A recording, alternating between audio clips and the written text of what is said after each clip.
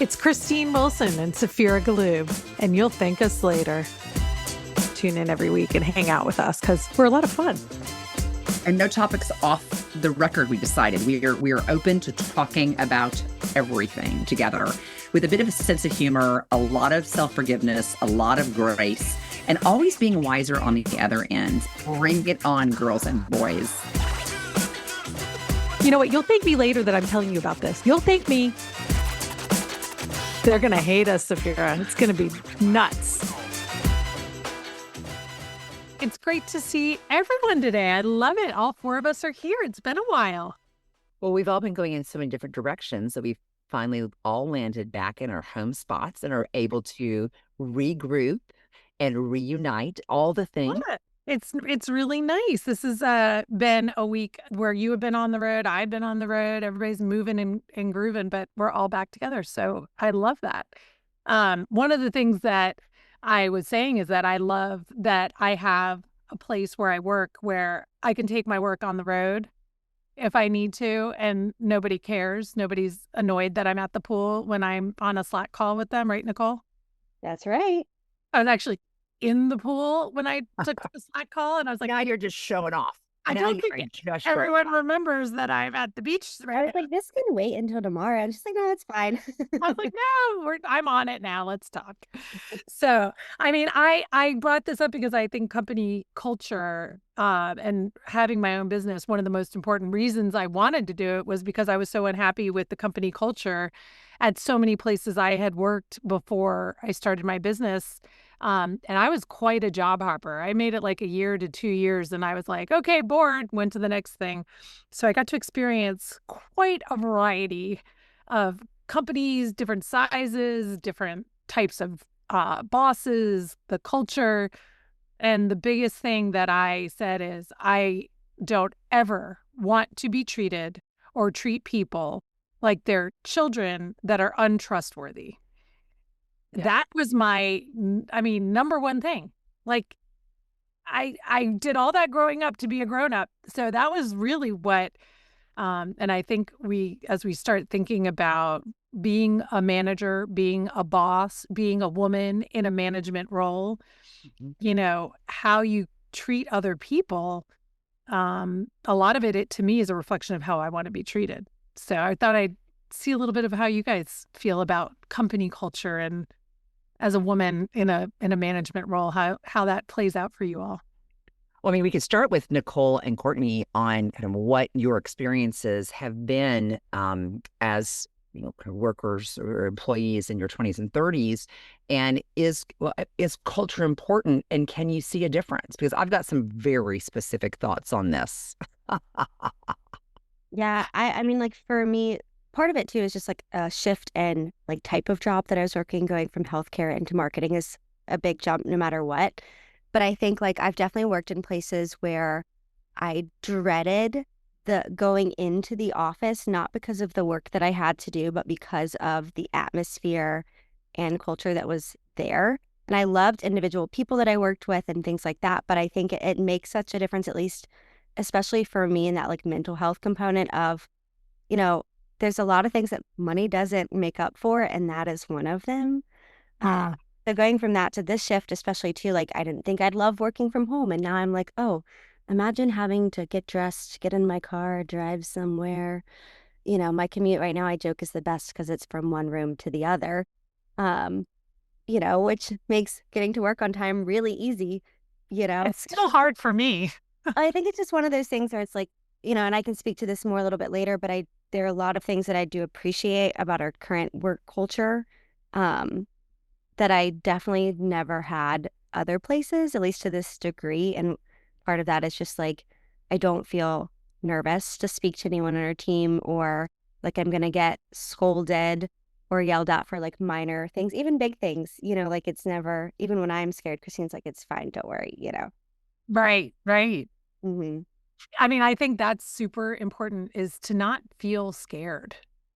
Like I used to feel scared a lot. Like I was a good employee. I was a high performer, but it was like, oh, I was gone for an hour and 5 minutes at lunch. Am I about to get punished? Is there going to be a comment? Is there going to be a passive aggressive moment? Who wants to live like that? That's terrible. I don't know. Courtney, I know you worked in sales, and I've always found, for me, sales was really hard because everything was about numbers and nothing was about who I was as a person. Did you ever experience that? It's interesting. I think I've been in 3 separate roles now. I will say when I was in sales, I liked the culture. Sales just wasn't for me, and that's not their fault. So I definitely put that on them. So the job wasn't for me. I actually found the culture to be super fun. And I think that just came down to like, it's an entry-level job. You're getting a bunch of kids from college. You go out with them. Like it felt like an extension of just college. But you're right. It wasn't for me because of that aspect. It was hard to, like, when I would ask for time off, it was always met with like, well, how many new meetings do you have next week? And it was like, well, like I don't know. It's, I have to live my life like that, that was tough. That like rise and grind sort of like culture. I get that it's for some people. It just wasn't for me, but I don't necessarily put that on them in the same way as like, fast forward to my next job. I think that fear that you mentioned, that's when that came into play. And that was more of like, I liked the job that I was doing, but like if you made a mistake there, like you would get yelled at like you were a child, like you mentioned. And that made me not want to speak up, share my ideas, stand up for myself when I actually felt like I didn't do something wrong and actually like the ball was dropped somewhere else along the line. And so that was a flip in that the job that I liked, but the culture was in some instances a little bit more difficult. So I think using the term fear, I like that because that's actually how I felt there, not necessarily in sales. But now I feel like, I'll give you like props, Christine, like whenever, we're human, I still make mistakes to this day, but I think your reaction to that is like, let's work together to make a game plan instead of like, come into my office and I'm going to tell you you're a piece of shit. Like, why'd you fuck up? That doesn't help anyone. Yeah, So, my tears. yeah, I've come a long way in all 3 steps, I guess. Yeah. I mean, I think, well, I've worked in fear. I've worked in your value is only in revenue.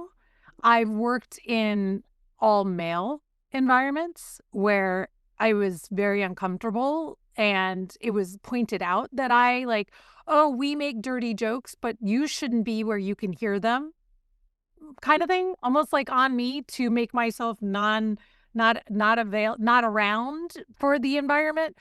I've worked in an environment that was all women and it was like like it was like everybody clawing at each other, trying to climb the wall faster than the other one and pushing people down. I've worked, I've heard, I sold to the military where I heard the most misogynistic things said. So I feel like for me, negative culture dictated so much of what I wanted to create. And I know it's not perfect by any means. And there's been people who did not like the MTEM culture. It wasn't for them. They wanted more structure. They wanted more hierarchy. They wanted more rules. They wanted more clarity. I get it. Like that is a thing that only some people thrive in. But I built what I thrive in. And then I think what happened is the people that also thrived in that gravitated to it and stay longer for it. Whereas the ones that don't love it move on and say, I'm going to go look for a bigger corporate structure, something where I know I make this money at this level and a promotion comes at exactly this day. And here's the HR person to talk to and all that. So I get it. Like that is one of the things I think is really important in finding culture, that not everybody wants the same thing. But I also, I talked about how I'm not great at confrontation. And I think one of my biggest things is that providing feedback to people, I try to be productive without being diminishing to someone's soul. And sometimes I might pussyfoot around it a little more than I should, but I'm so conscious of how I feel so defensive and hurt with negative feedback. So I'm also not super great, which I think is a flaw because I do think we all learn and grow from feedback, right? And I've Yeah. got some thoughts about sharing negative feedback with peers and for people who are in the org chart, and also giving negative feedback managing up. So I definitely want to put that in a kind of a parking lot. But what's interesting about what the three of you were saying, and me hearing it, and I really love the way what you just framed, Christine. I really believe that the cultural, we'll call it component. So we talk about our quotient, the cultural quotient, because we talk about emotional quotient, intellectual quotient, talent quotient. I think cultural quotient is such a relevant indicator of not just the success of a company, but really the success of the team, which is the success of the company, right? Right.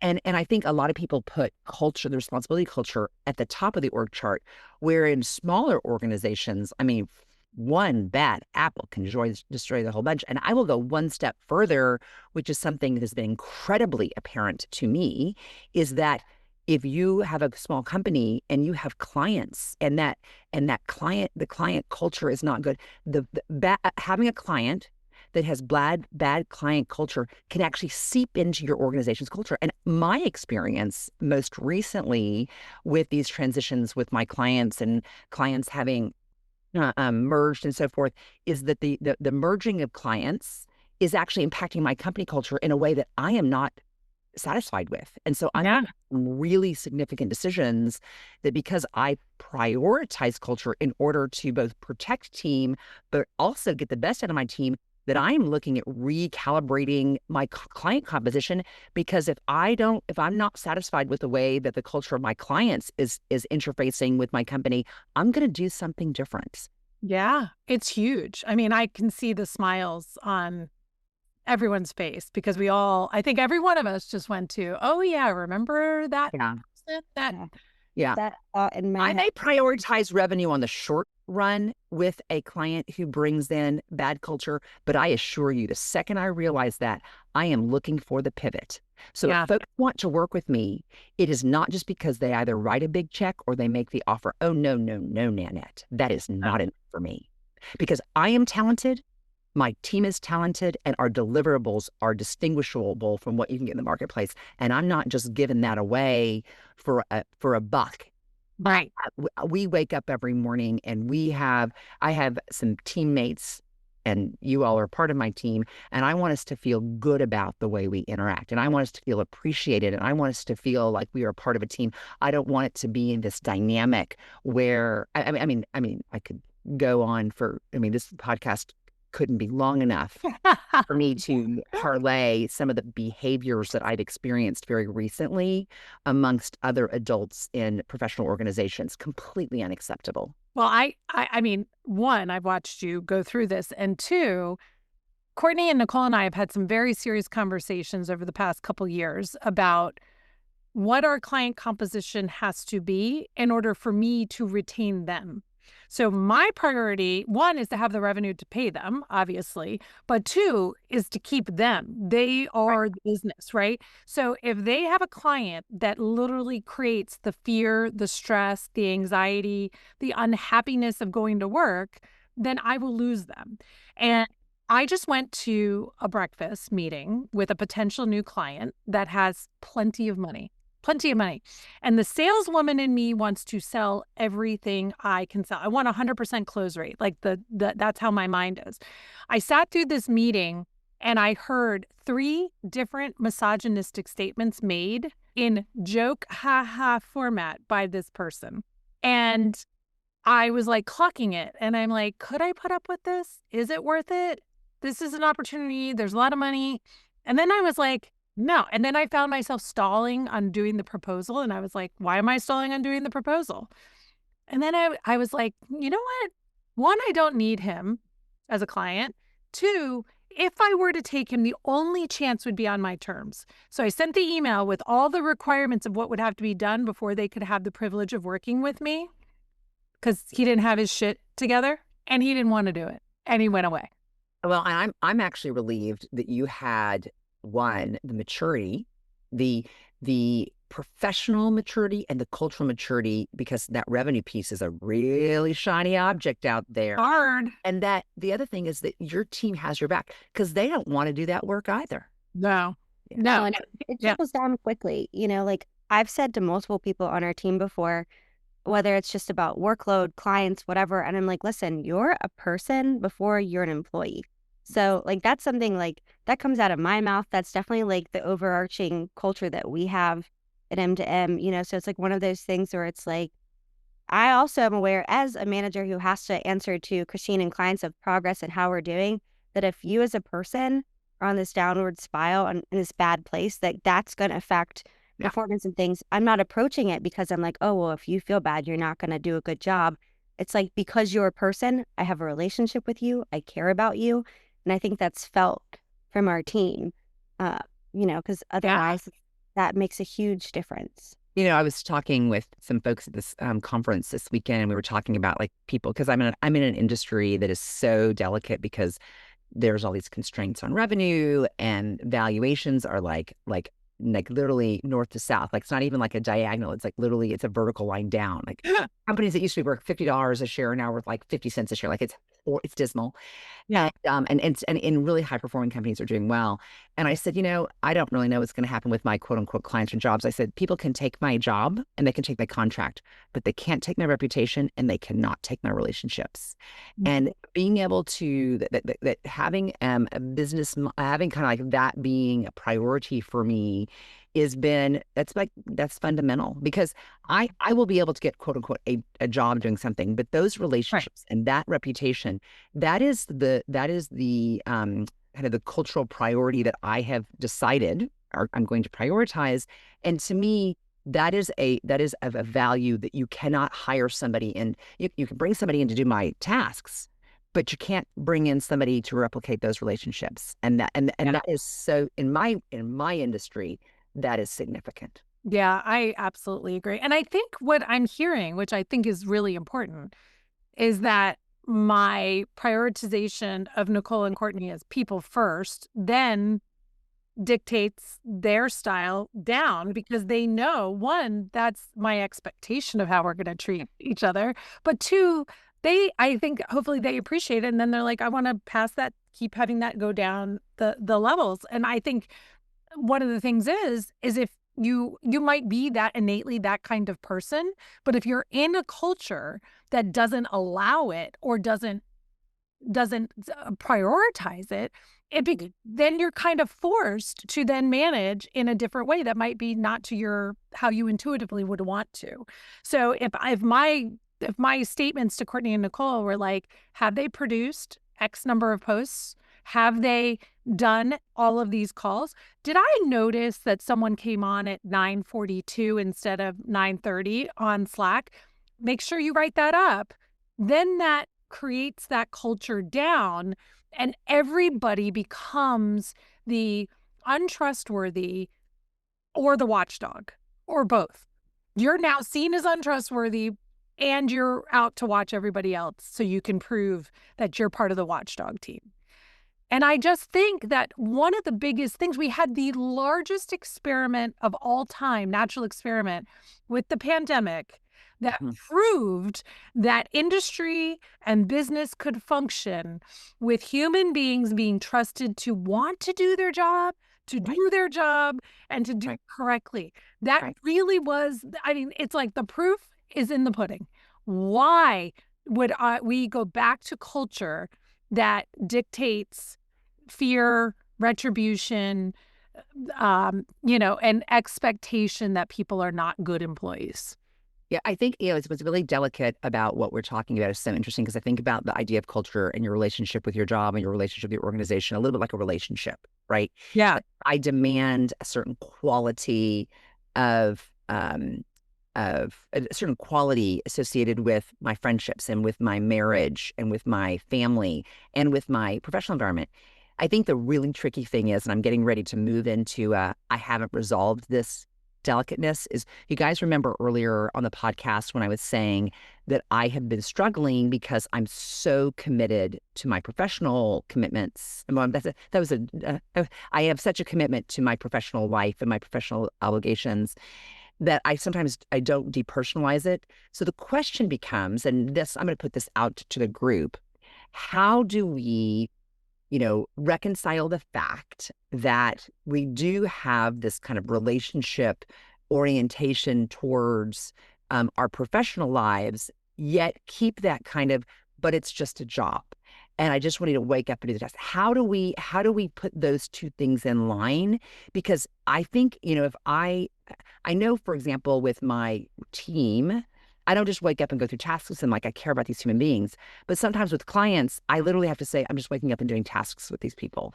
And so, but at the same time, I'm like kind of wanting that cultural excellence with my client relationships. So how do we, and I'm asking this because I don't know the answer. And I really feel like I've come to this like, oh, aha moment of, well, shit, these things don't add up. Well, I have a pretty strong line between what is work and what is my life. And work is not my life. I also have relationships where when Courtney and her husband came to my house for dinner, we did not talk about work.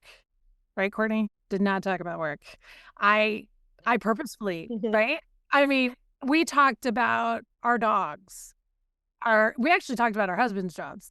We talked about what we like to do, what we like to eat, what we do, because that was a time for our relationship, not for work. I have gone to visit Nicole and I literally will say to her, here's the 3 hours we're going to do work. And here's the time we're not doing work. We're going to, I know I'm here during work hours. We have to do some work. Fine. But that time that we are going to sit in the pool is time in the pool for us to talk about our lives and who we are. And I actually, you guys might have noticed, there's been a few times where I find when you're with a big group of work people, they keep gravitating back to talking about clients or work. You guys probably have heard me a few times go, that's not what we're talking about. I really think it's important to separate that, which is also why I think it's super important. And I've mentioned this before, where I try to get people to have personal conversations, even though it's so uncomfortable and weird on Zoom, about their lives, because as soon as my relationship with everybody that I work with just becomes about work, it becomes transactional. What they did for me, and therefore I paid them. It no longer becomes about the people and who they are and what their lives are. And, and I get it. Some people are more forthcoming than others. I'm not going to dig at someone who is more private, but I want them to know that I at least asked. I was happy to take what they're willing to share. But the fact that I will ask, how was your weekend? What did you do? Did you have fun? How is your family? Those kinds of things. I don't need to probe down to like, tell me what you've been up to. I get it. That's not comfortable for everyone. That's not what I'm trying to get to. But I think you're right. It's really important to develop those relationships separately and to have the work relationship and the personal relationship be their own. And some people will never be super, super close. That I get it. That just might not be how they view the work relationship. So I think it's also being respectful of that, and not forcing it on someone who isn't comfortable with that. But here's the other thing, and I have said this to you, Saphira. When it comes down to it, if you've done it the best you possibly can, there is an understanding that work is work and the personal relationship is personal. But that may mean that a day comes where I have to lay someone off because I don't have the money to pay them. I mean, I'm telling you, this has been a real, my professional growth in this area has been so significant because I will fight to the mat for my people. I am so loyal. And I'm not loyal because I'm stubborn. I'm loyal because they're good. Yeah. I get very frustrated when like organizational decisions are not made based on talent. They're made based on other things. Yeah. And I know you have to make them based on budget, but like, if you've got 10 people and, person 1, 2, and 3 are leaving, but they're the most talented people, I'm like, what? Yeah. Doesn't make sense. It doesn't make sense. But, a lot of things don't make sense. But it is really interesting how this cultural kind of thread is prioritized differently for different organizations and different clients. I've got a ton of clients for whom culture is not even like I don't even know that they know what the word is. And Yeah. if you actually gave a score for, like, you gave a cultural quotient, they would score an F, and that is Yeah. them. That would literally. I have got a client for whom that would be. They would actually be fine with that, and I am disgusted by it, to be honest with you. But Well, one of the things is I think people don't actually know what factors go into corporate culture. What is the definition? What comes down? So have you not been around, like, I remember the early Silicon Valley days, like when I had a client out in California. To them, culture was the fact that they had games available and a cool place to get food. That was culture. Now, to them, that was culture to them. Now, did people feel comfortable during the workday going and playing the games? No, because then you would have been the loser who was playing ping pong and not doing your job. So they didn't create culture. They basically created an environment that looked cool and made hiring easier, but the culture still sucked. And the culture was still one of fear, because if I had a job where we had a ping pong table in one of the rooms. I played it one time, and I remember my boss saying something to the effect of, "Did you enjoy your break?" I was like, "Well, never going back there again." Absolutely. Yeah.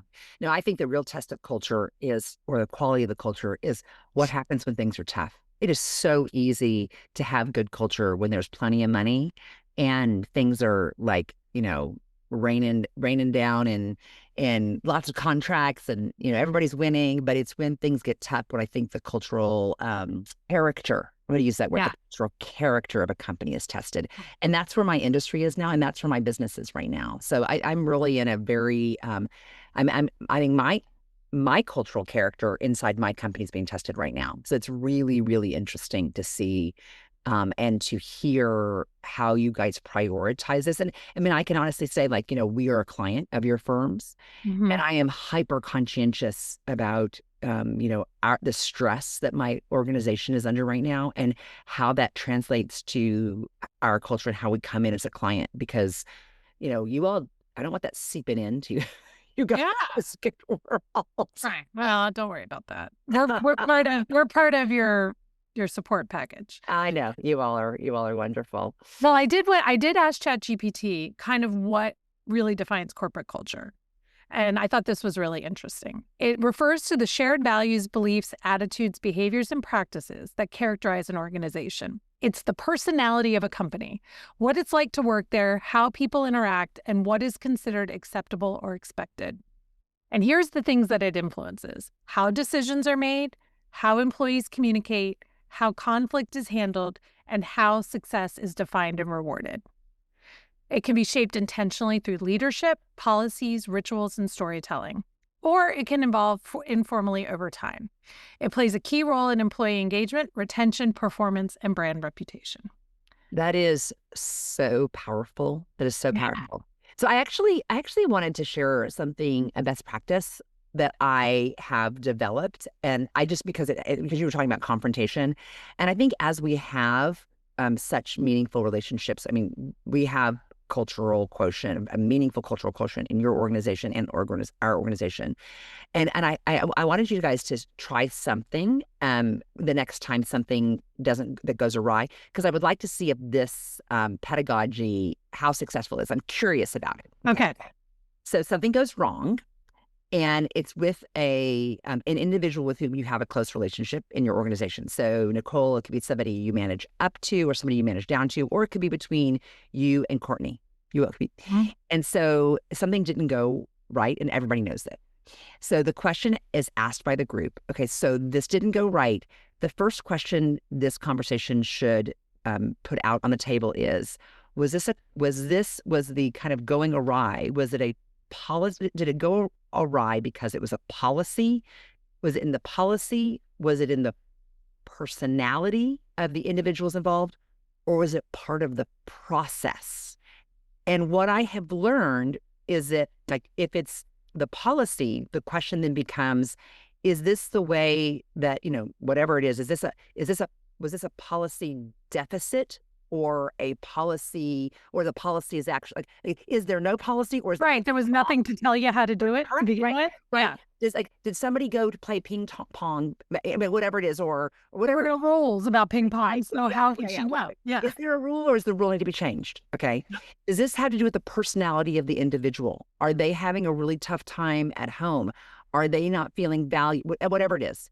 Or is the process around this work element, is there a process, or is the process wrong? Or does the process need to be adjusted? And one of the things that we do that, first of all, it really opens up the aperture to give more nuance around why something happens, but it also depersonalizes that which something went wrong. And then once you can figure that out, you can be like, oh, this person needs a day off, or this person needs some love. It also allows that person to say, I'm so sorry I dropped the ball here. Or it's like, we never really established a process around this, so I didn't know. You were just doing your best guess. Right, exactly. Or the process we have doesn't work for a situation like this. I'm so curious about that pedagogy, because that's something I think you are spot on. Yeah. I'm as I'm thinking about my own leadership development, as I think about my future world of how I contribute to whatever, I want to see if that is a method that folks like. And for listeners, I really would love you guys to try that out. Again, I call it a pedagogy, because I think it's, it's a system, and I would love feedback on the system. I was just thinking, guys, we had a situation recently where a client asked us to sort of do some ads differently than we normally do. And the process that we had in place didn't allow for checks and balances, right? Because we didn't have insight onto how it was going. And so we had an accidental overspend of the client's budget. So what we did is we went back and we said, why did this happen? Well, how can we fix it for the client? So we came up with a solution for that. Why did this happen? And how can we make sure in the future it never happens again? Because we did not have a process in place. We did not have a policy in place. And we actually didn't even know where the flaw was going to come up, because we'd never really seen it before. And I think it helped a lot to say, we didn't have to really point blame at any one person. Basically, I, at the top, will always take the ultimate blame that I hadn't really put a plan in place to make it easier for the implementers to make sure that wouldn't have happened. But it was really out of ignorance. I just didn't know, right? And so to the client, we owned it as a team, apologized, made them whole. And then now going forward, I think we have a plan in place so it could never happen again. So, was it an expensive way to learn the lesson? Sure. But it wasn't the end of the world. Right. And also my biggest thing in all of that is I could tell people were upset that it happened, fearful. Well, nobody wants somebody to go and be like, okay, you pay the $3,000 that the clients owed. And I hope that the way I handled it, what I tried to do is say, this is no one particular person's fault. Let's really try to figure out how we can go backwards just to go forwards in a different way in the future. And I hope that set the tone, that I'm not looking at like gotcha moments, like, you fucked up. You're the mistake. It's almost always that the process isn't right, or it is not communicated. That is if people are well intentioned, it's almost always a process issue. It's been my experience. No, or just a lot. I think a lot of times there just isn't a policy or a process, because there's a name, or it hasn't been, or only. Here's the other thing: only a few people know it. Yeah. So the policy, the process is not communicated to all the people who need to be involved in that. It is, it's a really, from an organizational culture, if I were like starting over again with my career, I'm so fascinated by the way what I just talked about impacts people's relationship with their work and their experience and feeling good about themselves. So it's like my own personal experiment in my organization and as I build organizations. Yeah. And I do find that when you're a small company that does a lot of things by the seat of your pants, there are times where and Nicole or Courtney, you can correct me if I'm wrong, but like where you guys are like, so what is the policy, Christine? And I'm like, I don't know. Well, I don't know. You yeah. tell me. Well, and two, I think even sometimes even too with a small team, especially now when we've had the same team for a while, even if there is policy, sometimes it's like you forget that because we're such a small team and we generally communicate very well, there are times that there's definitely that lapse in communication because it's like, oh, well, Doesn't everybody just know? I just expect you. Yeah. And so it's like, I think, sometimes even from like the management perspective, I'm like, I know that, like, I've said to someone before, I'm like, I know I've told you this before. And not because I'm like reminding them, it's because I'm like, don't be annoyed with me. I'm going to say it again, just because, trial and error, or have just learned that if I don't just throw out that reminder, as annoying as it could be, if they're like, oh my God, she said this, Yeah. things fall through the crack. And then ultimately at the end of the day, it's like, okay, well, I'm your director. I'm the one managing this project. Like, it comes back to me when I can't be annoyed when I'm like, okay, well, where is this? Like, why didn't this happen this way? You know? Right. Well, and I think the reason I like this pedagogy as well is it doesn't matter where you are on the org chart. People can ask for clarity around this. So anybody can say, can someone remind me of what the process is because I either don't remember or it wasn't clear to me, or, it seems like there was a lot of stress going on that day. Can folks kind of just see if that impacted the way this happened, or do we have a policy on this? And if we do, can someone remind me? Like, I don't care where you are on the org chart. That like shows. I remember Nicole, you talking about how you kind of show up for work to kind of like expand. Like this is like, I actually think the lower you are in your org chart or the more subtle you are, this pedagogy allows you to show a commitment to the organization. And I mean, I think this is like golden for all elements on the org chart for people to be.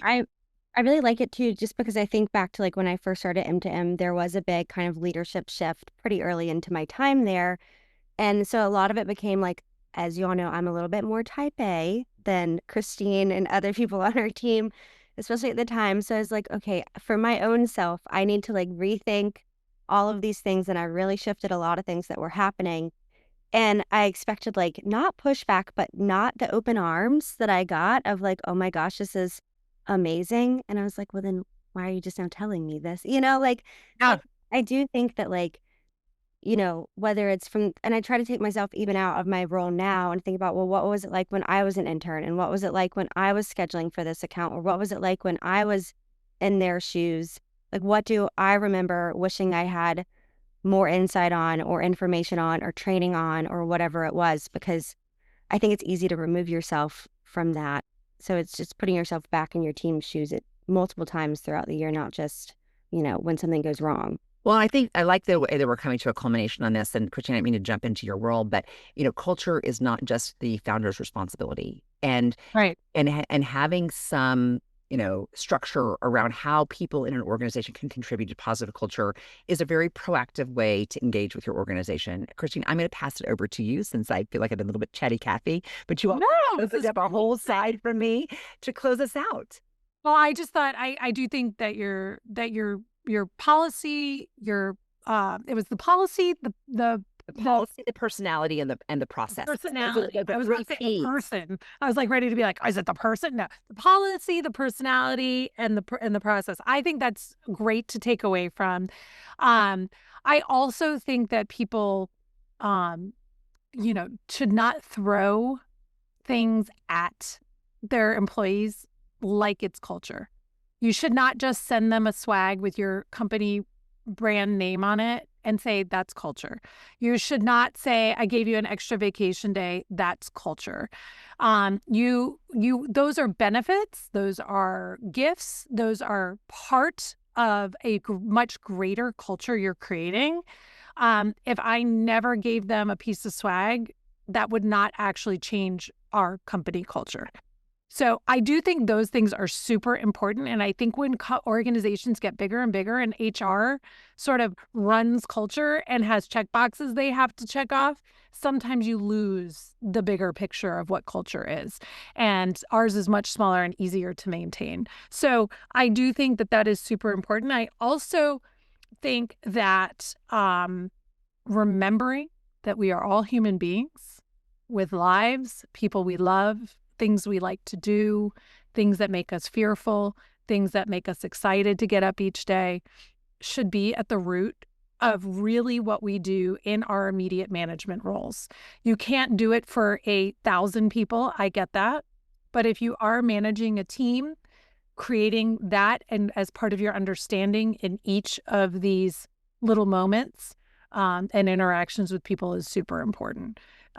So I hope to always be a part of something that is a culture like what we have. And we'll see, what others can do to help develop that within their own organizations. So thank you, It was guys. great to hear. Thank you. It was great hearing how meaningfully intentional MTM is. It inspires me, and I've got some things to take away as well. Good. Thanks, guys. Have a wonderful day.